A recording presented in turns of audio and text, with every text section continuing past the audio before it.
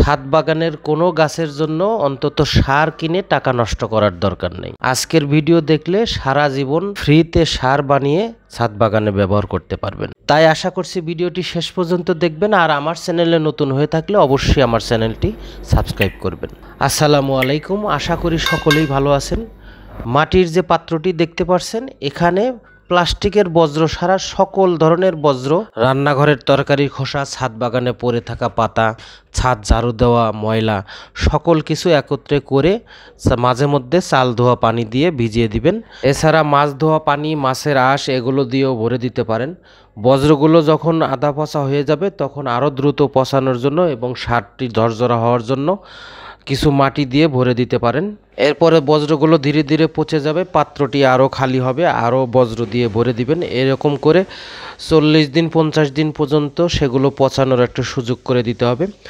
আর তলানিতে যে নির্যাসগুলো রয়ে যাবে সেই নির্যাসগুলোর জন্য একটি ফুটো রয়েছে, সেই ফুটো দিয়ে সেই নির্যাসটি তরল সার হিসাবে কাজে লাগবে। আমি একটি পেঁপে গাছে সেই পাত্রটি সাজিয়েছি যেন সেই তরল সার হিসাবে সেই গাছটি পেয়ে থাকে। একই সঙ্গে জৈব সারও বানানো হচ্ছে এবং একই সঙ্গে তরল সারও হচ্ছে এবং সেটা একই সঙ্গে ব্যবহারও হচ্ছে।